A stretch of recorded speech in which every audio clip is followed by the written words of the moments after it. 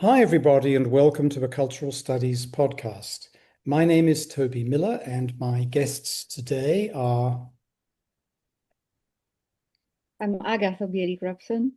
I am a professor emeritus at the Jewish Studies at the University of Nottingham, and I work as a professor of philosophy in the Polish Academy of Sciences in Warsaw. Hello. Hi. I'm Bill Grantham. I am a contributor to this special issue of the journal Pólemos that we're going to talk about. I'm retired. I've been variously a lawyer, a journalist, a writer, and an academic. And that's way too much information already. And hello, good afternoon. I'm Roshan de Silva-Wijeyeratne, and I'm currently at the School of Humanities, Social Sciences and Law at the University of Dundee. And I've been an academic lawyer for most of my life, and probably a legal theorist. And I've also co-edited this special issue of Pólemos that with Bill that we're going to be chatting about, hopefully. Great. Well, prior to chatting about that, but your answers might include that for all I know, I wonder if I could ask each of you serially to share with us what's currently dynamizing, preoccupying, impeding, interesting you. And Prof. Agata, if we could start with you. Well, what I'm actually working on now is very closely related to the thematic issue of the Pólemos, to which I also contributed. I'm very deeply interested in the political theology of the apocalypse. Anything that is connected to the apocalyptic discourse today, both Jewish and Christian apocalypses. I approach it mostly from the angle of the Jewish studies, because that is my specialty. But I see this kind of apocalyptic discourse spreading everywhere, and the kind of a pervasive discourse of the end of the world, the kind of apocalyptic climate change, the results of the Anthropocene that are seen in a very clearly like punitive terms characteristic of this apocalyptic genre at the beginning of the year one, because all these apocalyptic discourses come from the first century of our common era. So I'm very much interested in this like a big historical grand narrative in which the apocalypse plays the major role, that somehow encompasses the very beginning of our era, and perhaps something that we feel as approaching the end, the kind of a narrative of the approaching end. So I also argue that it's not true that the grand narratives disappeared. I think they are still very much in the background, motivating our thoughts, our style of thinking. And I think that the apocalypse is one of them. I'm not endorsing it, to be honest with you. I think that is something very dangerous about this enduring grand narrative of the apocalypse. I'm trying to be critical of it. But obviously I cannot help but see its constant presence, lingering traces in the seemingly postmodern, post-grand narrative discourse. Indeed. Bill. Oh, follow that. That's really interesting, Agata. I'm working on a couple of things at the moment. The big thing I'm working on, it's a long-term project, is about the murder of 437,000, or I should say deportation of 437,000 rural Jews from Hungary in 1944. This is oddly, it's a thing that's very well known, but actually not greatly written about. There's a tendency in Hungary to focus on what happened in the cities in Budapest, and not this extraordinary 8 weeks where over 400,000 people are literally rounded up and shipped off to Auschwitz, and where most of them die. Maybe 9 or 10% survive. So that's the big thing I'm working on. One reason I'm working on it is because my grandparents were Hungarian Jews, and my grandmother lost many, many, many members of her family, dozens of members of her family. She was not lost because she happened to have emigrated to the United States. So that's the personal attraction of that. Allied to that, through my family, I've been writing recently about my father, who emigrated from the United States to Ireland in 1953, which is why I come to be here. And I've been writing about a number of things, but most recently I've been writing about how he actually lived a parallel life with an ultra-conservative American named Norman Podhoretz, who was a very, very big wheel in conservative circles in the 1970s and 80s. Is still alive, but it's sort of overlooked now. But my father and he were born within a year of each other, lived within 3 kilometers of each other in Brooklyn, New York, both Jewish, both sons of immigrants. Podhoretz is people from Galicia.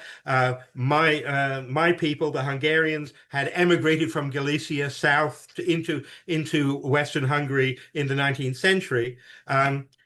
They went to the same high school in New York, and they actually had the same teacher was their mentor, who took them up and encouraged them to become assimilated and college-educated people. So it's quite interesting that and then after that, their lives went in very, very different directions. So I've been researching that and writing about it.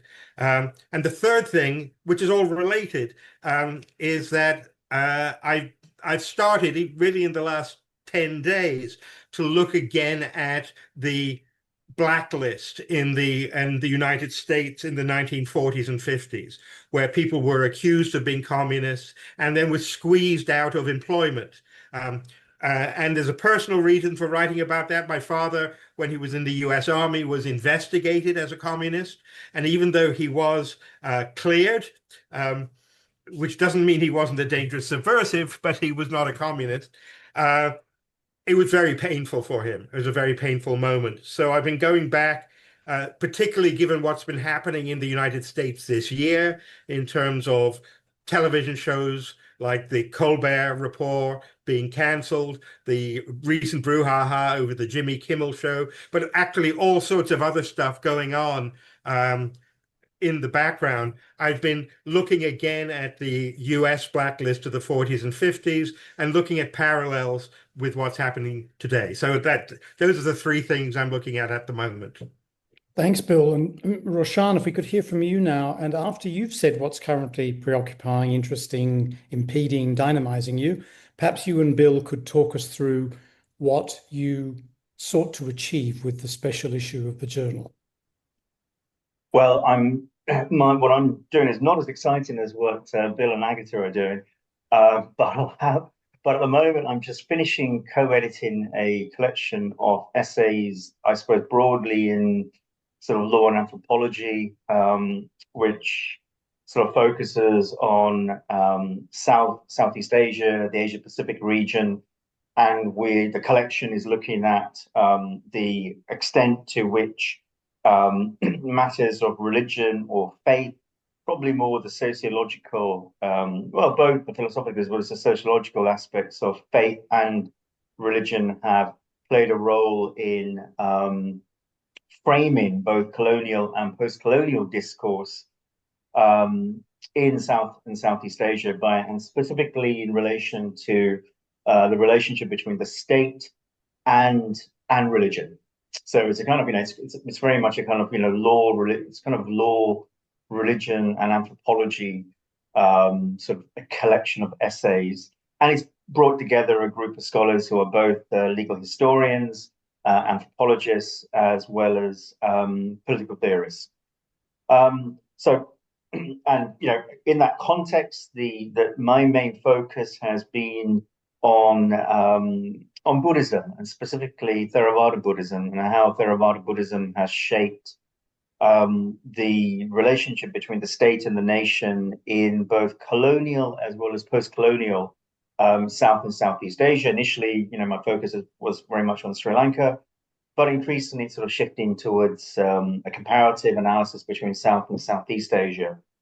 And that work is also kind of underpinned by an interest in contemporary continental philosophy, as well as post-colonial theory, and how post-colonial theory and continental philosophy speak to an understanding of the relationship, particularly between Buddhist thought and ideas, which are, Buddhism kind of fits into a kind of, or Buddhist thought fits into a kind of a phenomenological strand of thinking. So in that sense, Buddhist thought is the nearest we have to, from outside of Europe, is the nearest we have to contemporary debates in European philosophy, particularly that kind of phenomenological tradition that emerges in Germany in the 19th century and sort of reaches its kind of culmination in the work of Bergson, but in Germany in the work of Husserl and Heidegger, and that kind of post-war interrogation of that thought in kind of particularly in French continental philosophy. So I'm intrigued and interested in how continental philosophy speaks to Buddhist thought, and how that in turn speaks to how one can explore the relationship between the state, violence, religiosity, and the articulation of difference in the region. That's one strand of work that I've been working on. The other strand is kind of some of the historical work in the Australian context, which is where I was for nearly 20 odd years before returning to the UK, and how broadly sort of deconstructive thought associated mainly, I suppose, with Derrida as well as with Nancy, Jean-Luc Nancy, and that kind of post-war French philosophical tradition speaks to the rethinking of community and law in a post-colonial settler context, such as Australia. And in that context, I'm kind of working with a friend there. I'm trying to map out some ideas for publication. And I suppose that in terms of, it was those ideas that I suppose led to having a conversation with Bill, which I think we started in probably in 23, I think, Bill, maybe 22, 23, and then finally ended up, coming to fruition when Bill McNeil in New South Wales gave the go-ahead to this special issue, which again brings together a really extraordinary collection of both emerging as well as senior scholars such as Agata, and sort of middling people like myself. So that's I suppose that's how the collection, that's how Pólemos came into existence as a kind of thought. I think we tried a few other journals, Bill, didn't we? And finally, it was Bill, other Bill that gave us the go ahead on the nod. Yeah. This is Bill McNeil, who was a former colleague of ours and is a real force in the world of particularly law and literature, law and culture, and he is a co-founder, editor of this. Very interesting because it is a genuinely international journal. It's genuinely cross-cultural, and it addresses a very broad range of issues. So that even in a thematic special issue like this, we had a very broad range. I think what maybe Roshan, if you'll forgive me for agenda setting here, maybe Roshan could talk a little bit about the theos and nomos concept that drives the special issue, and he's the best person to say it, to articulate it, because it really was his idea. This originally started as a conference which I attended in Liverpool that Roshan ran, and then we started having the conversation about a special issue of a journal. But the theos and nomos thing was basically already there when I became involved. So maybe Roshan, you want to talk a bit more about that? I forgot about that, Bill. I completely repressed that. That this began as an idea, which came as a workshop idea at Liverpool Hope University in 2022. I think it came into being. That's right. Yes, because I was teaching at Liverpool Hope. I was teaching legal theory, but I'd developed some contacts and some friendships in the School of Theology and Philosophy. And what Liverpool Hope is really known for is it's got a fantastic school of theology and philosophy. I remember I was talking to the Reverend Stephen Shakespeare, actually, who is an Anglo-Catholic priest, who is also the chair of the Continental Philosophy of Religion at Liverpool Hope, and principally a scholar of Derrida and I'm having a brain fade. The Danish The philosopher. specialist on Kierkegaard. Kierkegaard, that's right. Thank you for reminding me. Yeah. Kierkegaard and Derrida. And it was talking to Stephen actually, that as well as the then head of school, who was Father Peter, a Catholic priest who was the head of school. And it was talking to the two of them that generated this idea. And then it was a little conversation I think I had with somebody who was meant to contribute to the collection, Professor or Associate Professor Tim Peters, who is in the University of the Sunshine Coast, who came to the workshop actually, Bill, didn't he? If I remember correctly. Mm-hmm. So Tim was there. It was chaired by, and I think Stephen gave a paper as well. So yes, it emerged from this workshop we had, very much on the relationship between theos, religion, and nomos, juridical thought, and I think there were about 3 or 4 papers at that time, or maybe 4 or 5. Not everybody who took part in the workshop ended up actually being part of the collection. In fact, Tim had to drop out, sadly, and as did Stephen. So we lost kind of Stephen Shakespeare and Tim Peters along the way, and but we garnered other people along the way as well. So, and I think Agata, it was actually Stephen Shakespeare who mentioned your name, and that's how I got in touch with you, and so that was very fortuitous as well. Was there a particular historic? I don't think it was anything particular. I think it was just we were thinking about the relationship between the two in the context of the rise of religious fundamentalism, the increasing tendency of religious fundamentalists to shape the political, as well as the juridical, as well as the social, and that the rise of this form of fundamentalism, which of course was often, as Agata has mentioned, was often linked to the apocalyptic and was linked to the end times, or what Zizek calls the end times. There was this kind of constrained or fetishized discourse around religiosity that was deeply troubling, is still deeply troubling, and this collection, I think, Bill, was an attempt to unpack that relationship in the end, and to liberate faith, religiosity in its kind of more sociological sense into something that could potentially be liberatory, but also something that just spoke to the nature of the social and the political as a domain of kind of contestation, and not as something that ought to be constrained, but instead the fact that it was a domain of constant contestation meant that it could go in any potential. There were lots of potentialities to this relationship because we didn't want to foreclose it. We want to challenge the notion of foreclosure, which is the essence of all forms of religious essentialism.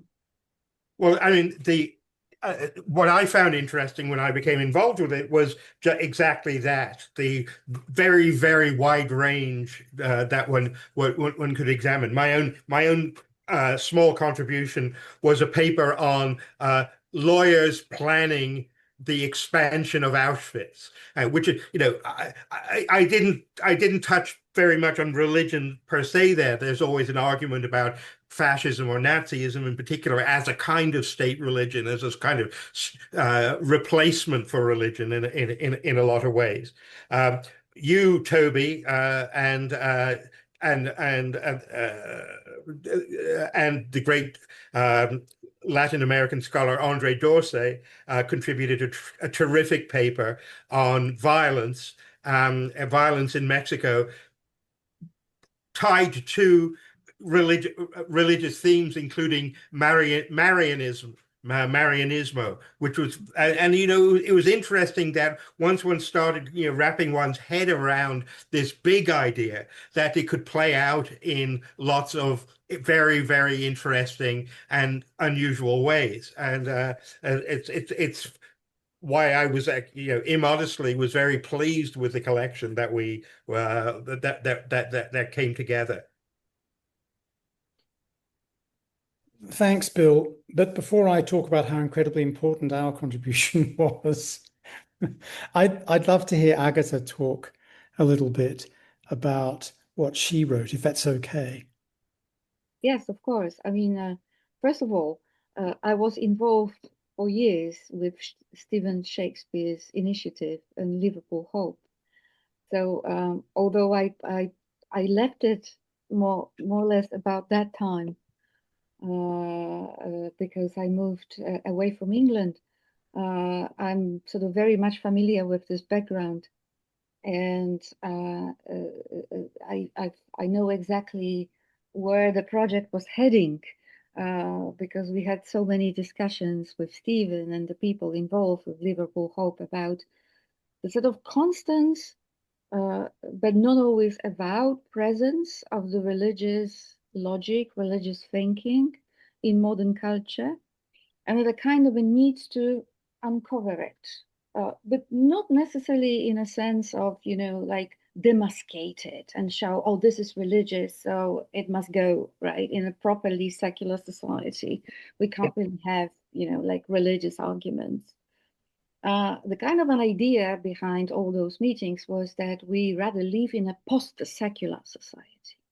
And I actually quite like this term that was once coined by Jürgen Habermas years ago, like 30 years ago, where he sort of like had a kind of a critical view about the seemingly total secularity of the late modern age in which we live. And he actually claims that we need to make ourselves open to this kind of a post-secular welcoming of the presence of the religion in our seemingly completely lay life. So coming to my contribution, that was precisely what I was trying to do. I was trying to employ the post-secular analysis to, something that Nietzsche might have called judgmentality, the kind of like phenomenon of this judgmentality that I think plagues our culture today, in which action, real political action, is being replaced by high moralism that actually prefers to stand back, do nothing, but judge. So basically applies a kind of a high moral ground in order to approach the reality and judge it very civilly, but from the point of view of a passive observer. That is, the someone who does not really get his or her hands dirty in the kind of a real political activist, but rather abstains from it and thinks that the kind of a real political action is actually in the act of judgment.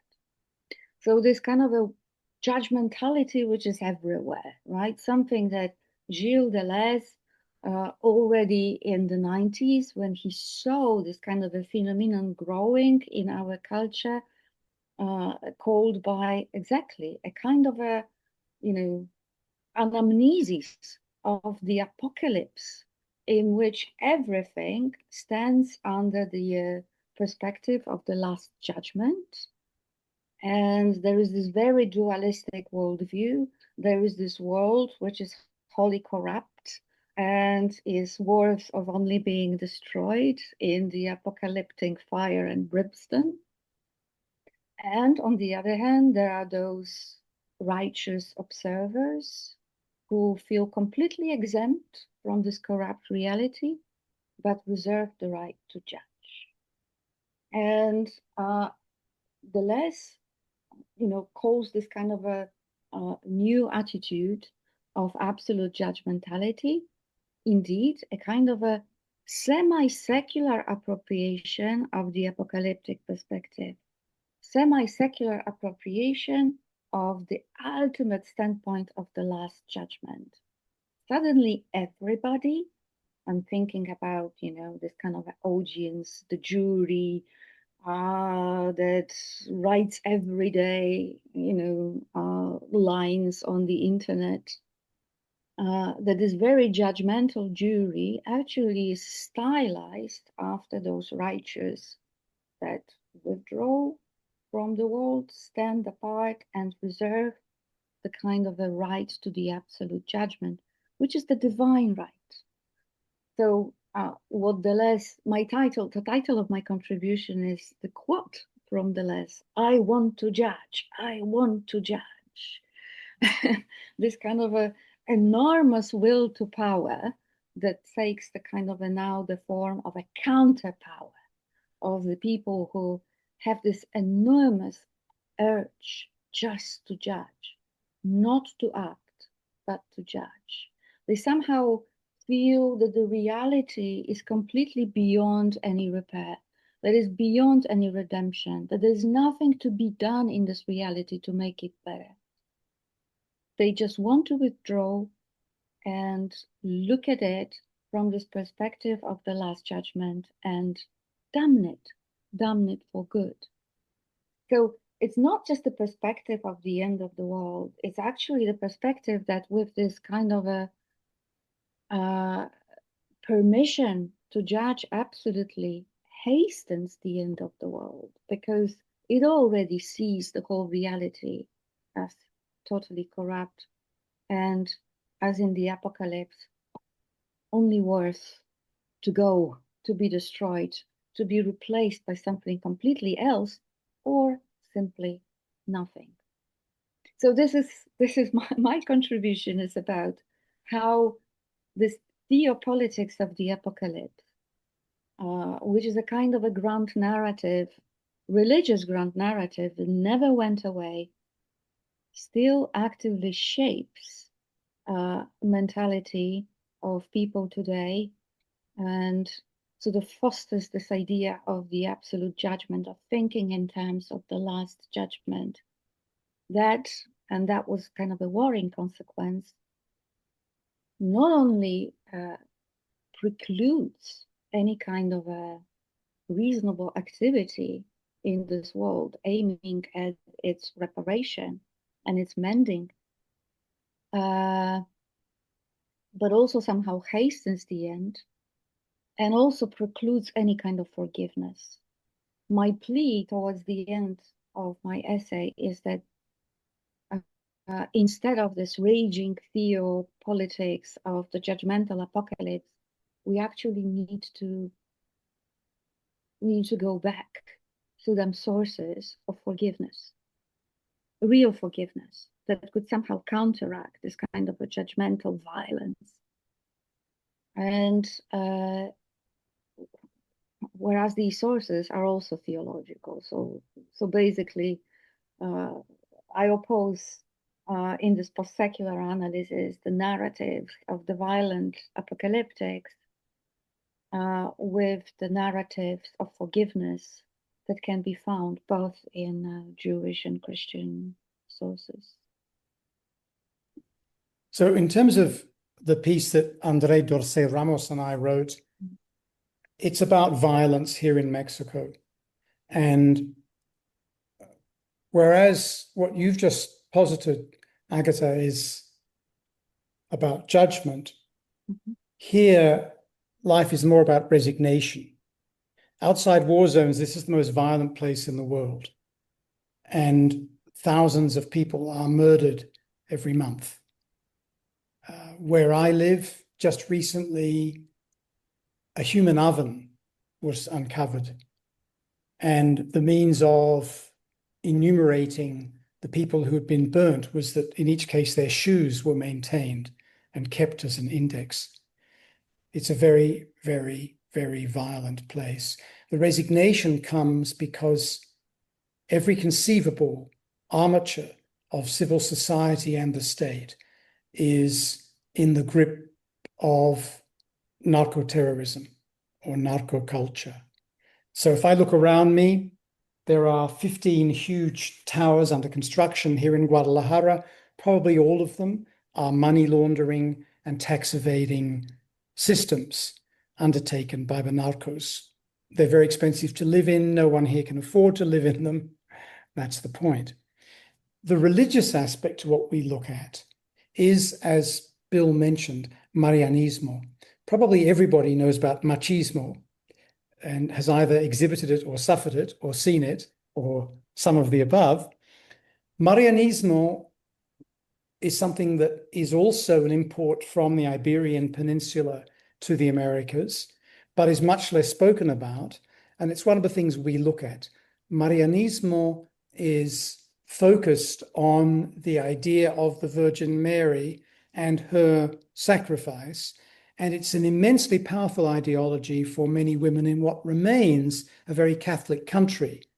There is a huge movement towards evangelical Protestantism, but when people say the church, that still means Catholicism. The Catholic Church is totally corrupt, as are these other institutions. Within the ideology of Marianismo, the key element is, as I said, sacrifice, but also acceptance of the behavior of sons. So the doctrine underpinning this is that boys are irrational, they're silly, they're barely educable, they cannot be held responsible for their actions. Girls are educable, they are civilized, and they are always responsible for their damn actions. So what this means is that mothers put up with almost anything on the part of male children and will not put up with anything on the part of their daughters. This, of course, has resonances all over the world. It's not the exclusive property of the heritage of the Iberian Peninsula transferred to the Americas, but it is immensely powerful here. And it becomes one of the ways in which, for example, amongst the popular classes, where thousands of assassins emerge, what they do is known to their mothers, who will not discipline them, will not turn them into the police, who in any event are corrupt anyhow, will not do anything because he's my son, he's my adored one. So one of the problems with the violence here is obviously machismo, but also Marianismo. And then just to finish off, and then I'll throw back to you guys, I've spoken too much already. Another element is that despite all the corruption, there are thousands of assassins in prison. They all enter as good Roman Catholic boys. As they serve their sentence, they become good evangelical Protestant boys.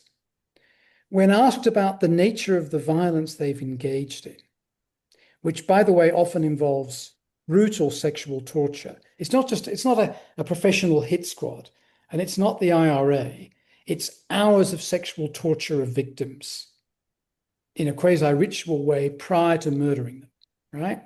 And murdering them via sex, right? And this is mostly done to men, although there is terrible gender violence against women too, but it's mostly done to men. When asked by anthropologists, by journalists in jail, why they did this, why they didn't just kill, why they had to humiliate in these very spectacular ways, they say, I've found Jesus Christ.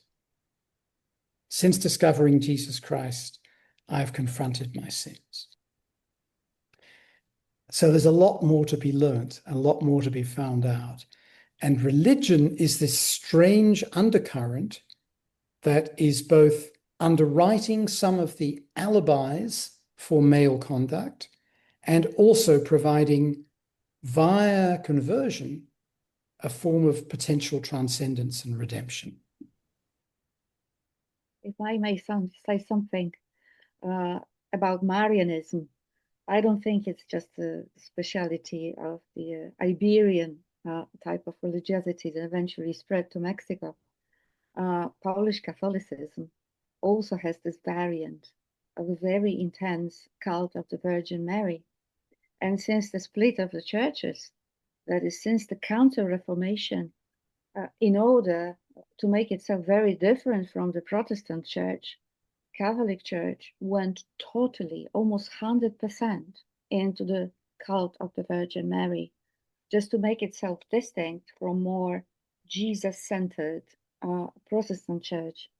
So what you said is kind of a gender divide. There is a Mary on the one hand that actually tolerates machismo, and then there is a Jesus Christ as a male model, role model on the other hand, from those newly converted Protestant boys.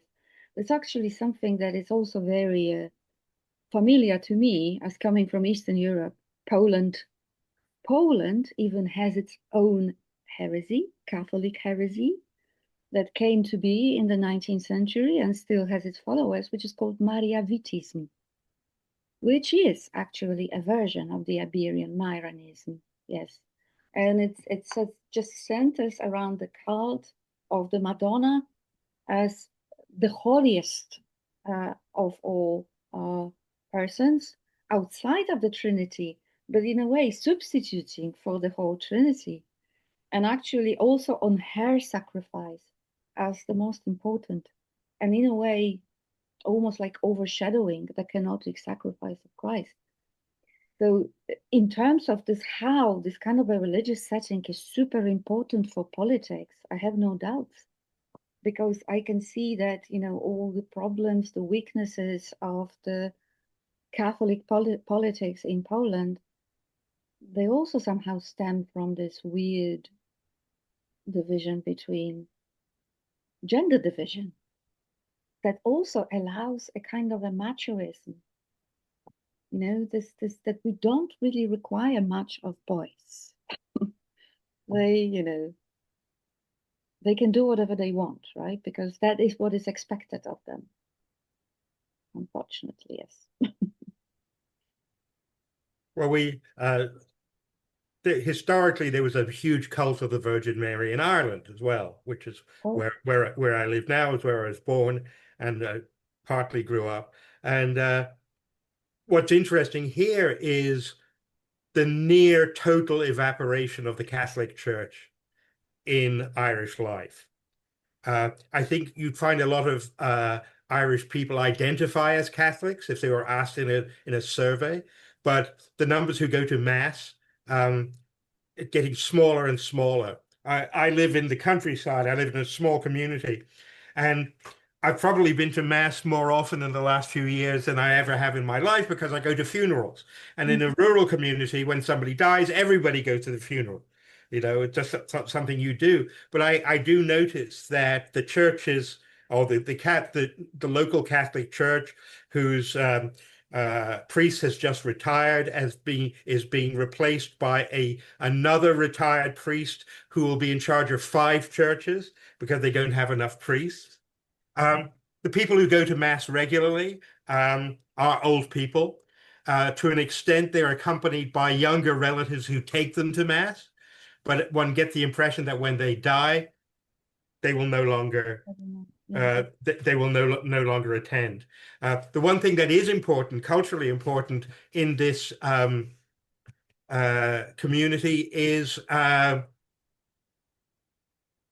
communion, first communion, which still most Catholic children undergo. And it's because they get some smart clothes, they get given lots of presents. It's a bit like the bar mitzvah among Jews.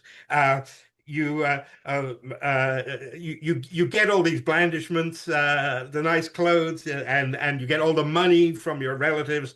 But those kids, they do their first communion and they stop going to Mass. It's really it's quite interesting that society has been so transformed in quite a short period of time, in about 30 years. And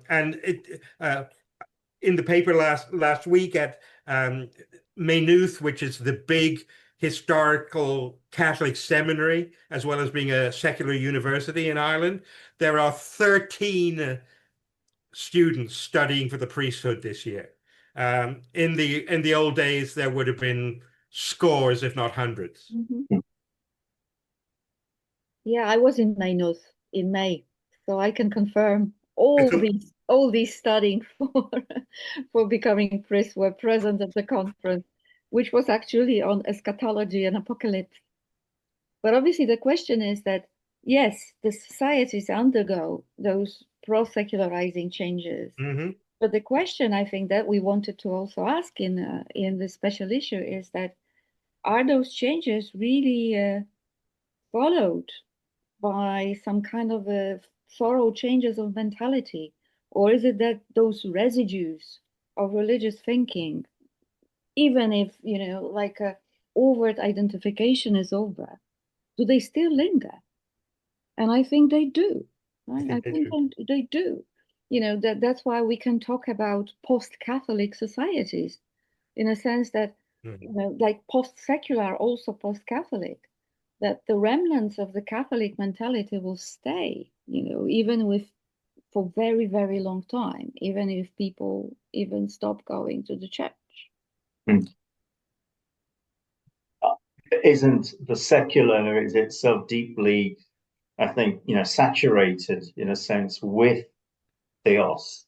There is no radical, there is no radical disjuncture here. And if anything, we've seen that the logic of secularization is quite distinct to secularism. So the logic of secularization can only flow from, in some sense, it flows from the modernizing logic of faith, of the question of faith into the question of religion.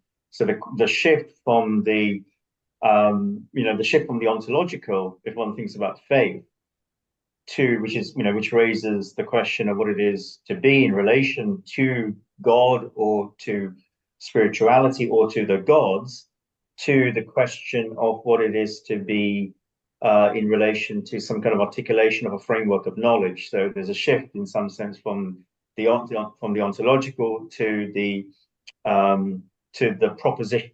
propositional, in the sense that religion is about, I think somebody described religion in the context of Buddhism as this articulation of propositional statements, and they had in mind Protestantism here, the shift from Catholicism to Protestantism, and that Protestantism, function through the logic of propositional statements. They were kind of either/or statements, and I think the either/or has itself then been rearticulated, and I think this is sort of, to some extent, this is what I'm engaged with in my contribution, was that the either/or is rearticulated into a kind of into secular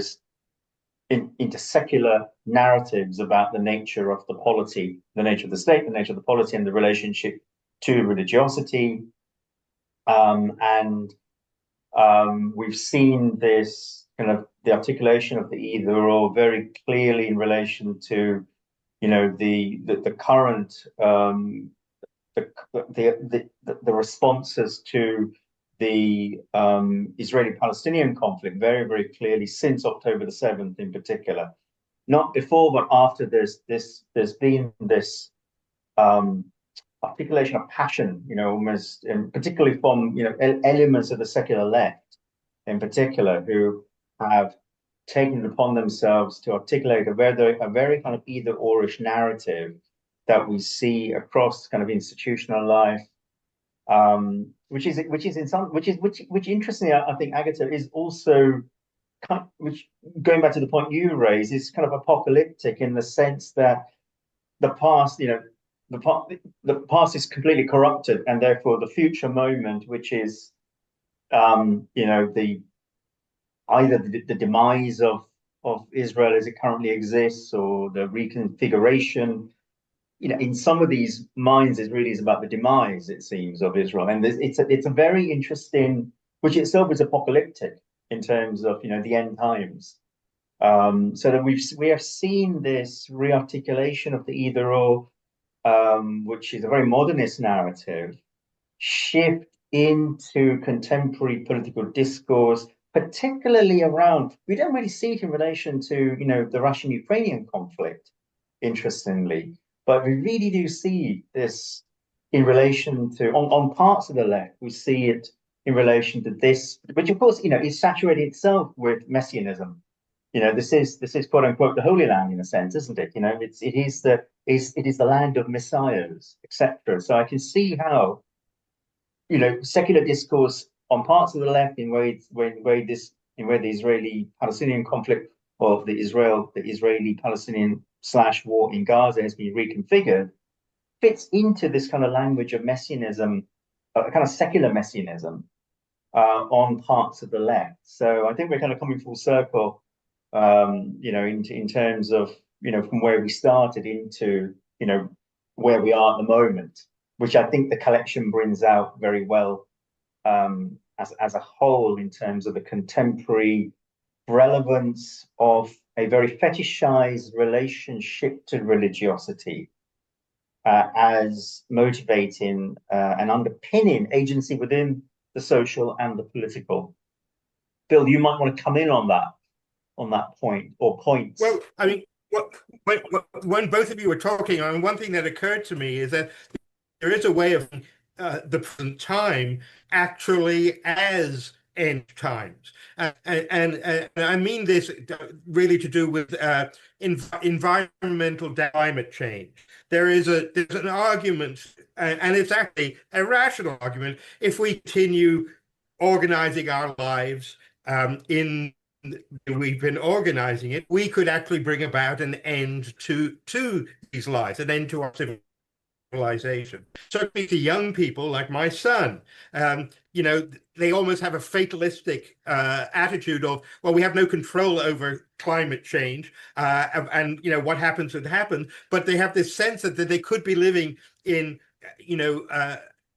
what you could rationally call end times.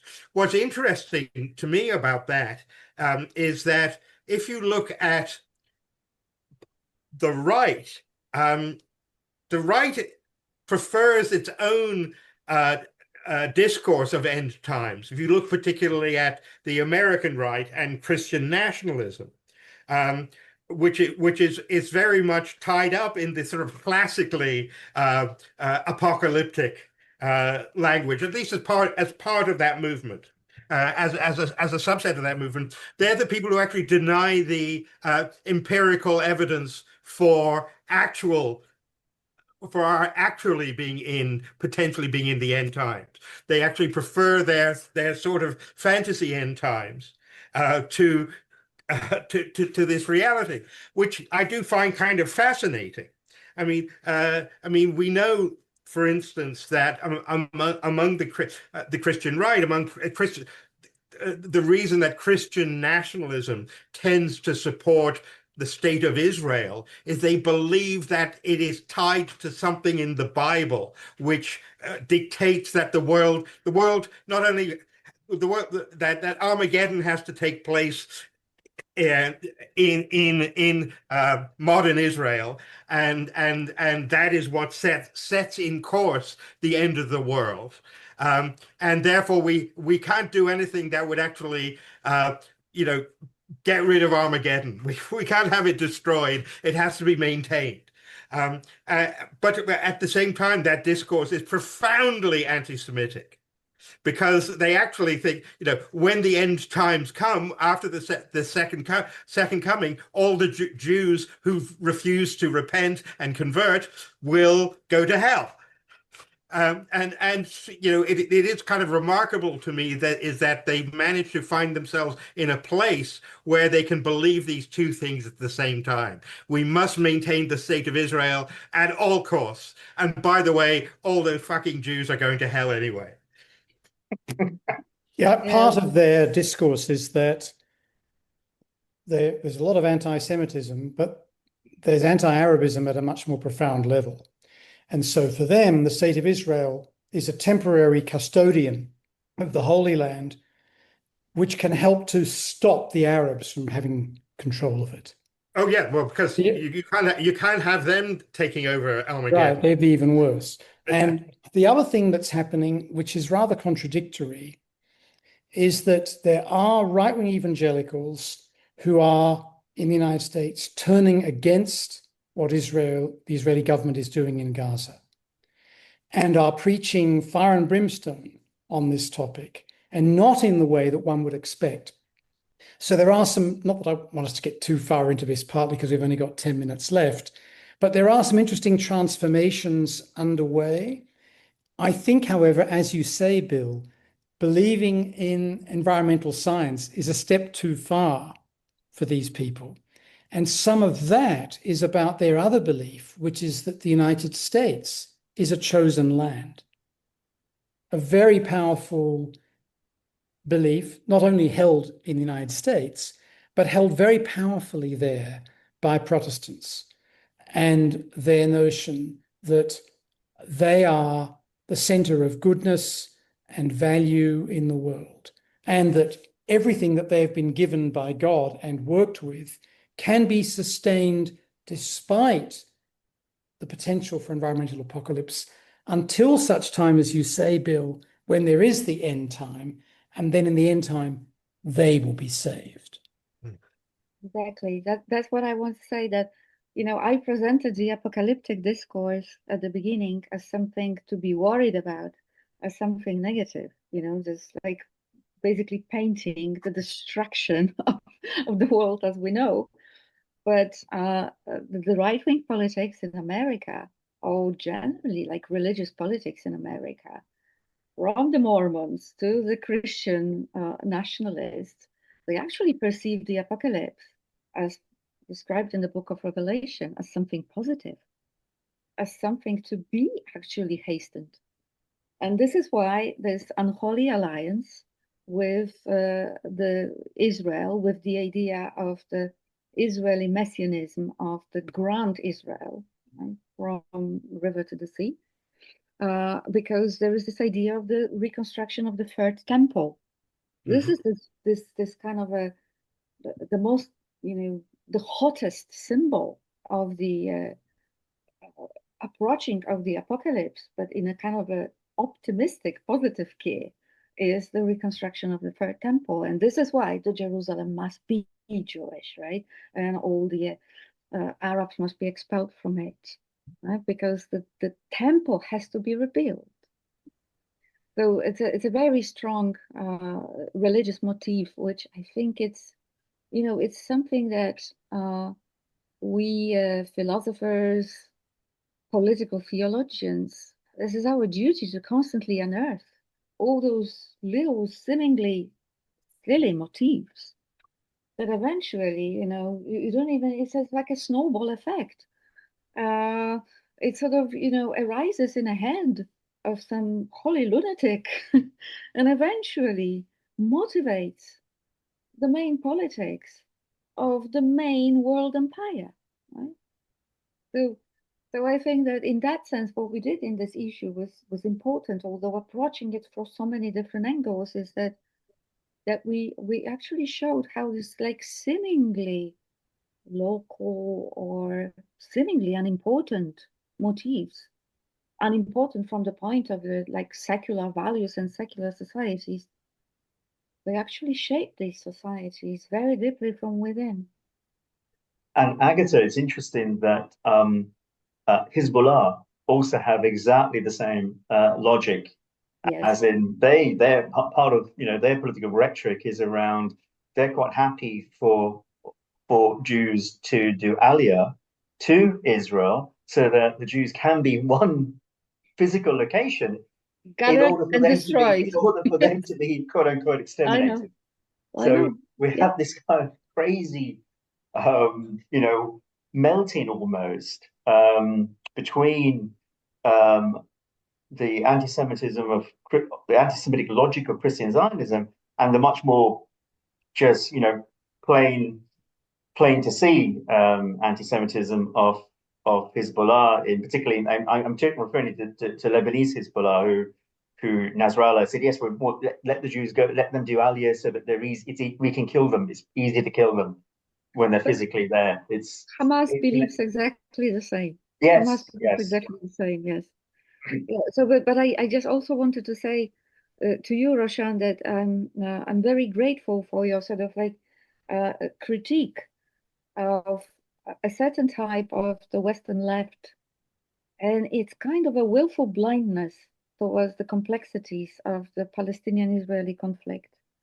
You know, this kind of a, I would say, all too easy Manichaean view that indeed chimes very well with what I try to criticize as this syndrome of judgmentality. You know, I judge everything from the absolute perspective. I don't really care about the solutions because anyway, everything is too corrupt to be like improved or even resolved. But I will negate, right? I will judge and I will negate. And yes, indeed, you know, the West is now being seen by the radical left as the most evil force in the universe. So everything that is connected with the West and its endorsement, its affirmation, becomes immediately suspect. This is also why I can see that there is this huge asymmetry in the debates on the left concerning the Ukrainian war on the one hand and the Palestinian-Israeli conflict on the other.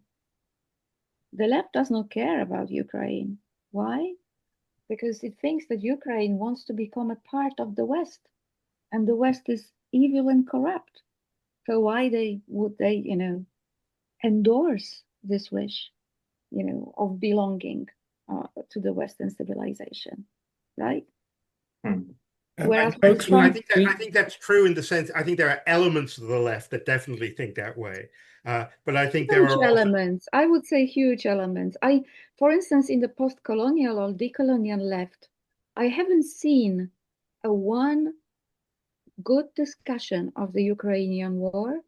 There is a very kind of a prevalent and I think completely invalid claim that the Russia has right to defend itself, that it has a kind of a defensive war against the offensive of the West. It's completely untrue. And that is a kind of a prevalent discourse, a kind of an explanation of the Ukrainian conflict that I always see within the context of the decolonial left. So I'm very much against it. I don't think it's true. Folks, we have 2 minutes left. So I wonder if Roshan and Bill would like to perhaps bring us to a conclusion by sharing a little bit about the special issue. Well, I'm very pleased with the special issue. I think it brings together some, really great, a really great body of thought, and I think it offers frameworks for continuously thinking about the relationship between theos and nomos in a productive way, and never in an ossified that one must never foreclose the relationship, and in a way that, say, the right as well as sections of the left would seek to do. I mean, what is interesting, I think, is this strange alignment between parts of the secular left, parts of maybe the green left, and the more and elements of the radical left, and conservative or socially conservative Islam. Well, not Islam, but socially conservative Muslim politics.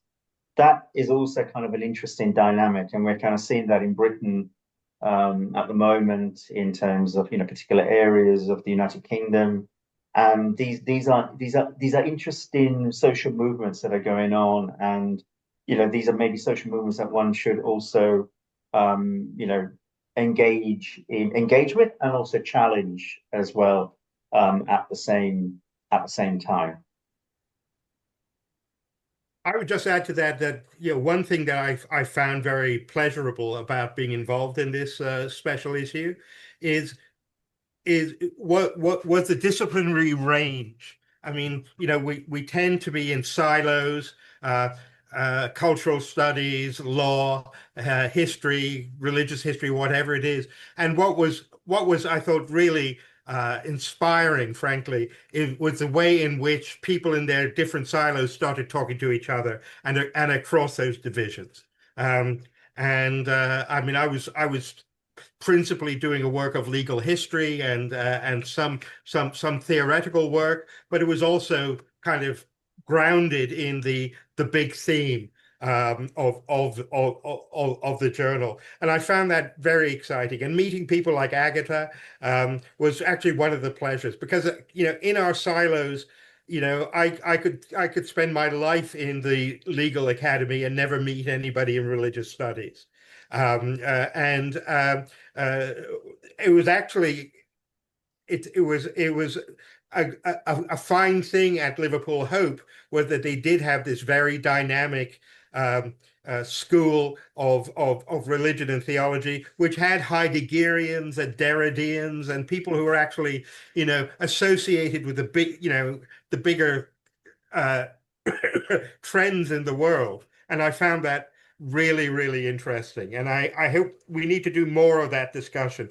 I mean, I know, Toby, as a pioneer of cultural studies, you've been working at breaking down these the barriers. And I do think, I mean, given that we are actually, in our little conversation today, talking about some very big things, it's very important that we climb out of our silos and talk across these completely artificial and unnecessary barriers. Pólemos Mark 2 is about to come out. Thanks to all of you. So not only is it post-secular, but perhaps post-silo as well. I really appreciate your being here today and look forward to meeting Roshan and Agata at some point in person, and as always, seeing Bill. So once again, thank you all very, very much. Well, thank you, Toby. Thank you. Thank you, Toby. Thank you.